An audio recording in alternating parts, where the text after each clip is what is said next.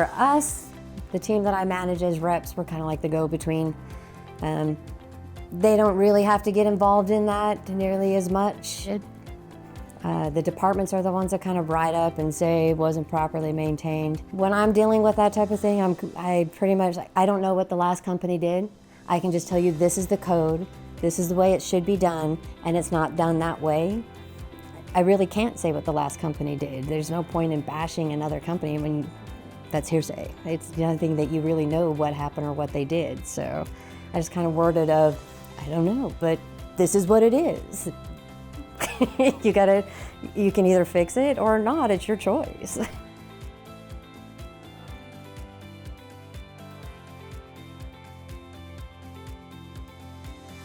Definitely liability. Codes are so much more strict, and as time goes by, they keep getting more and more strict. If you have a technician nowadays that messes something up, that it's such a huge liability as a company to take that responsibility and be able to rectify it and eat what you did wrong. I don't envy anyone that wants to take on that responsibility. Glad they do, that's why I'm employed, but the challenge, I would say, most definitely are the newest codes, NFPA, and the liability. People are so much more sue happy over any little thing nowadays than they were 10, 15, 20 years ago.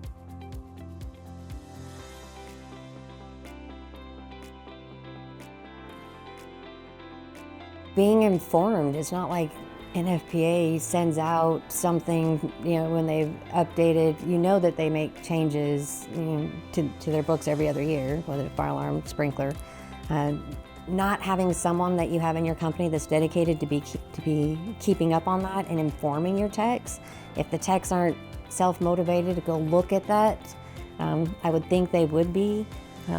One of the things in technicians, when I've managed them in the past, I've always instilled, it doesn't seem like what you're doing is that important, but what you're doing is affecting lives and property, millions of dollars and lives. There's so much liability and responsibility in the work that we do as a fire life safety company. Trying to instill in that they need to keep up on those. That's part of their job. Anytime you have a doctor, it's not like the doctor goes to school and 50 years later, he hasn't done any other type of classes to keep up with what's going on now. It's with any type of career, if you take pride in it, then you want to keep up on the newest things coming out.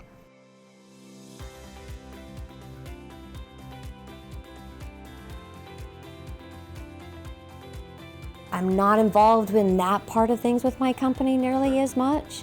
I know my company is always trying to find the best talent to keep up, trying to find the best processes, the best ways to get things done more efficiently. That's some of the steps that they're taking.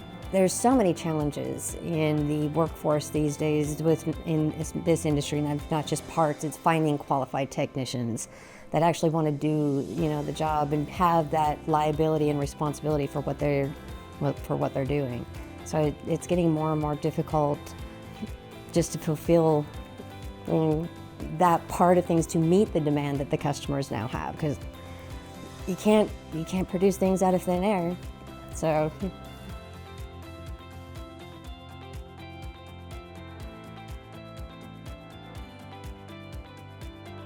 for me personally, I've always prioritized of, if you have a trouble on the panel, that's not as important as a panel that's down or has an alarm on the panel. Knowing the business, being able to prioritize what needs to be done. There are certain parts of fire life safety that is more of a peripheral. It's important, it needs to be done, but there's other things that are more important. If you have a leaking sprinkler system, a down system, a down fire alarm, an alarm on your panel, all that stuff would be something you'd prioritize more than something that's got a trouble on the panel. It's the first thing when customers call in. My panel's going off. Is it a yellow light or a red light? Because that determines priority. That has to do with prioritizing that work that needs to be done. It's all important, but there are some things that are more important to get taken care of.